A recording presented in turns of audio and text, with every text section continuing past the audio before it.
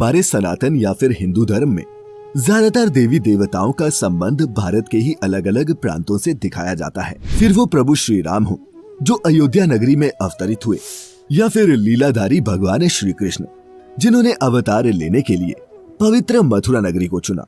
ऐसे में ये प्रश्न उठना तो स्वाभाविक है कि हिंदुओं के सभी देवी देवताओं का जन्म भारत में ही क्यों हुआ। तो मित्रों, इस प्रश्न का उत्तर जानने के लिए बने रहे हमारे साथ इस वीडियो के अंत तक। नमस्कार और स्वागत है आपका द डिवाइन टेल्स पर एक बार फिर। मित्रों, ये समझने के लिए कि हिंदू देवी देवता भारतवर्ष की इस पावन धरती पर ही अवतरित क्यों हुए, सबसे पहले हमें भारत के प्राचीन इतिहास पर नजर डालनी पड़ेगी, जिसका उल्लेख हमारे पौराणिक ग्रंथों में भी मिलता है।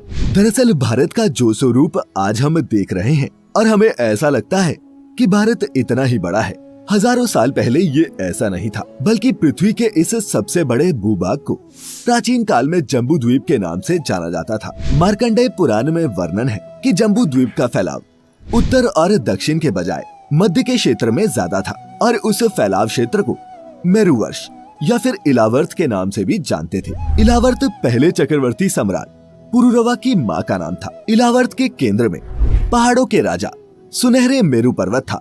मेरु पर्वत के शिखर पर भगवान ब्रह्मा का विशाल नगर है जो ब्रह्मपुरी के नाम से विख्यात रहा। ब्रह्मपुरी के आसपास 8 और भी शहर बताए गए, जिसमें से एक भगवान इंद्र का और 7 दूसरे देवी देवताओं के बताए गए हैं। मित्रों, इसी संदर्भ में हमें एक और मत त्रेता युग से जुड़ा हुआ भी मिलता है, जिसमें ये उल्लेख है कि भगवान राम के काल के हजारों वर्ष पहले प्रथम मनु स्वयंभू मनु के पौत्र और प्रियव्रत के पुत्र ने इस भारतवर्ष को बसाया था, पर तब इसका नाम कुछ और था।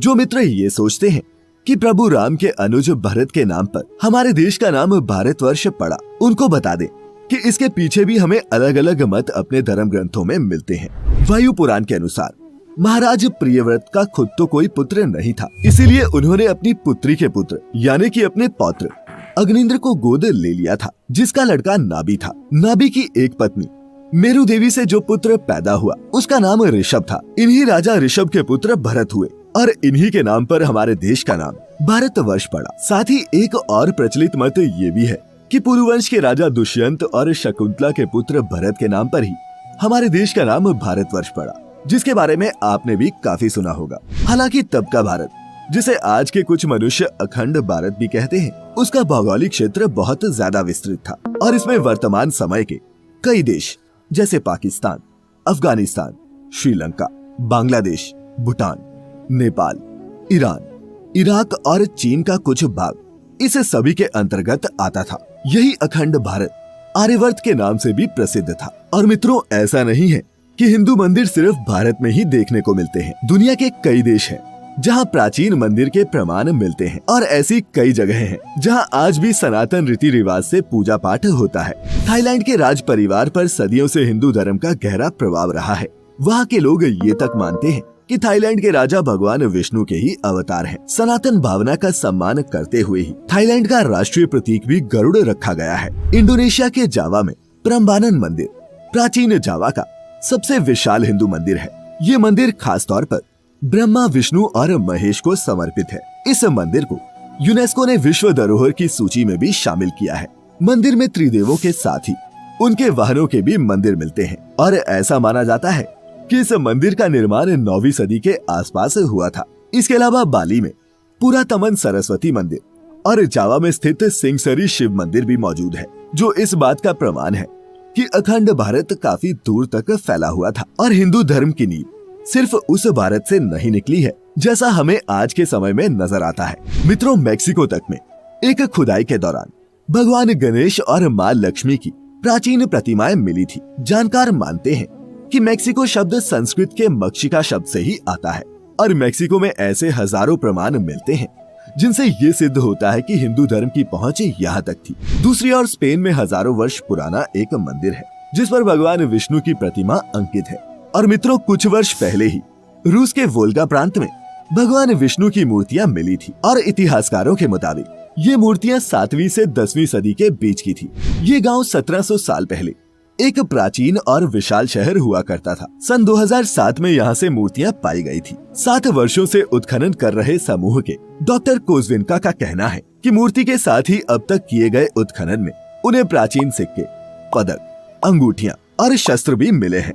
कंबोडिया में भी बड़ी संख्या में हिंदू और बौद्ध मंदिर देखने को मिलते हैं, जो इस बात का जीता जागता उदाहरण है कि कभी यहाँ भी हिंदू धर्म अपने चरम पर था। ये भी माना जाता है कि पहली सदी में कौंडिन्य नामक एक ब्राह्मण ने हिंद चीन में हिंदू राज्य की स्थापना की थी और इन्हीं के नाम पर कंबोडिया बना। हालांकि कंबोडिया की प्राचीन दंत कथाओं के अनुसार इस उपनिवेश की नींव आर्य देश के राजा कंबू स्वयंभू ने डाली थी, जो एक बहुत बड़े शिव भक्त थे। तो मित्रों, उम्मीद है कि आप समझ पाए होंगे कि प्राचीन काल में सनातन धर्म की जड़ें पूरी दुनिया तक फैली हुई थी और चूंकि आज के समय में हमारा धर्म भारतवर्ष में सबसे ज्यादा केंद्रित है, इसीलिए हमें जो दंत कथाएं सुनने को मिलती हैं, अपने आसपास की ही सुनने को ज्यादा मिलती हैं। सच तो ये है कि कालांतर में जम्बू द्वीप के खंडित होने के कारण नए नए देश बनते गए और भारत सिमटकर पहले से काफी छोटा रह गया। उम्मीद करते हैं आपको हमारी आज की ये प्रस्तुति पसंद आई होगी। कोई सुझाव या फिर शिकायत हो तो नीचे कमेंट्स के जरिए हमें जरूर बताएं। ऐसी ही और भी आध्यात्मिक और धार्मिक जानकारियों के लिए हमारे YouTube channel the divine tales को सब्सक्राइब करना ना भूलें। फेसबुक पर देखने वाले लाइक करें हमारा Facebook page the divine tales Hindi. फिलहाल आज के लिए बस इतना ही। अब इजाजत दें। आपका बहुत बहुत शुक्रिया।